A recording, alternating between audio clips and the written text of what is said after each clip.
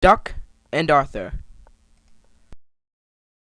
It was a bright and sunny day on the island of Sodor. Everyone was having a great day. Except Oliver. He was barreling down a hill because some kids had meddled with his handbrakes.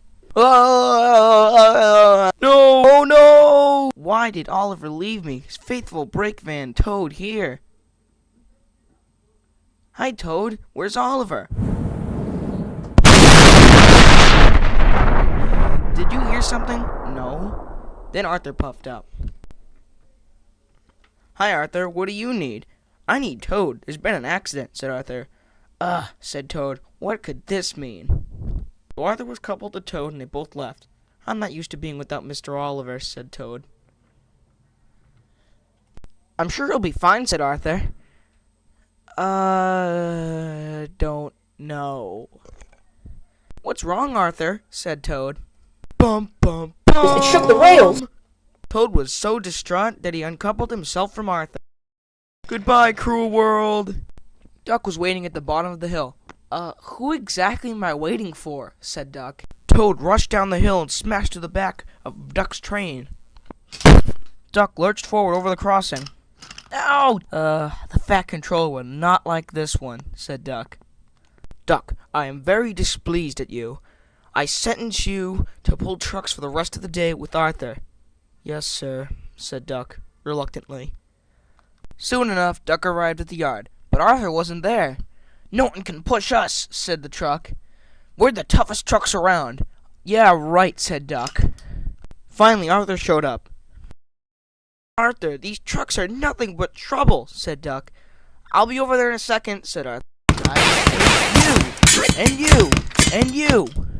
Well, said Duck, that's the last of them. Then Arthur showed up. Hey, Arthur, let's get this thing started. Yeah, said Arthur. Then the two left with the stubborn trucks. Then there was trouble. The cars became even more stubborn. You can't do it, so give up now. What will you do when your steam runs out? Ain't that a drag? Sang the trucks. But through all this, they still moved on. Then Arthur spotted Percy sleeping on a siding. Wake up, lazy bones! Mighty Mac! Oh, it's just you, Arthur. Oh, that guy gives me the creeps, with his two faces and stuff. Shouldn't you be working, Percy? Said Arthur. Well, said Percy, the Fat Controller's considering to lay me off. He says blue is the new green. He says be painted blue or leave. I like my coat of green. I don't like the Fat Controller anymore. I'm gonna rebel. But Arthur paid no attention, and he left.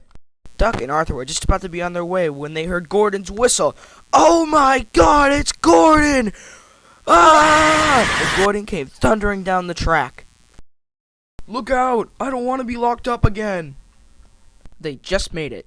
Oh, that was close. But their problems weren't over yet. Presently, a crossing drew nearer. Rather unfortunately, Duck and Arthur were rather late because of the whole Gordon ordeal. This threw off the whole schedule for the branch line and trains to come. This meant trouble for Thomas as he headed towards the crossing. Then disaster struck. Freight was everywhere. Then a fuel tank exploded. Cars were strewn everywhere from the explosion. Then the Fat Controller arrived. Good gravy. Are there any really useful engines anymore? Everything was better when Ringo Starr narrated, and everything that happened was realistic and stuck to the books and... Die!